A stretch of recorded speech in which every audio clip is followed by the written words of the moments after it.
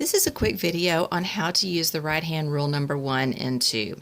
For right hand rule number 1, I just took a scrap piece of copper. You just take your right hand like this and wrap it around. The direction that your thumb is pointing is the direction that electric current is flowing. If current is flowing through a wire, it creates a magnetic field around it. The fingers curve around and point in the direction of the magnetic field. So the magnetic field is actually in a circle around the wire, or a donut shape. Okay? All right. Right hand rule number 2 is a little bit different. You take your right hand and you stick it out like you're going to shake somebody's hand. The thumb represents a moving electric charge. If the electric charge is not moving, it doesn't create a magnetic field, so it has to be moving. The thumb can represent a positively charged proton or a negatively charged electron. The fingers all point in the direction of the magnetic field.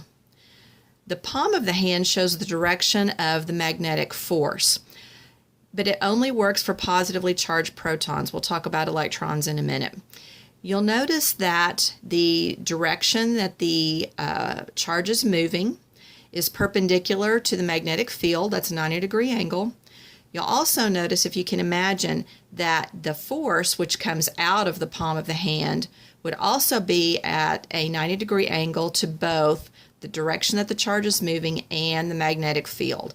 So the direction that the charge is moving, the magnetic field, and the magnetic force coming out of the palm are all perpendicular to each other. Okay? Remember, I was telling you that the palm is only good for positive charges. The easy way to remember that, palm and positive and proton all start with the letter P.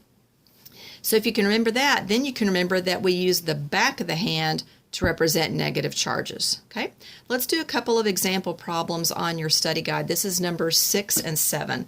Let's do number 7 first. Okay, all right, I've got a picture of a compass right here. For number 7, it says, if a proton is released at the equator and falls toward the Earth under the influence of gravity. Okay, so let's take this question apart.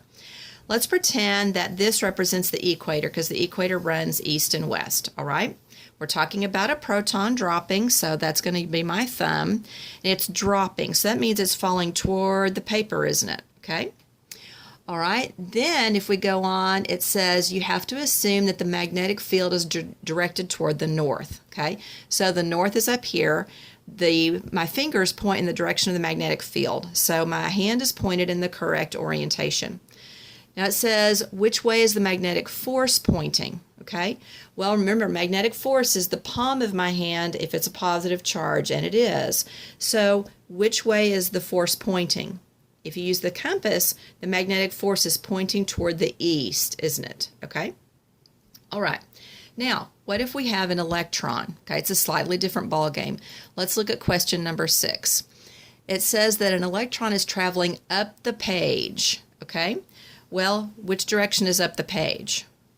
It's north, right? Okay, so I know that my thumb is going to be pointing north. I just don't know about any of the rest of my hand. Okay, we'll find out. Okay, now it says then the magnetic field is directed from right to left across the page. Okay, so that would be going from east to west, right? That's right to left. So my magnetic field is pointing this way.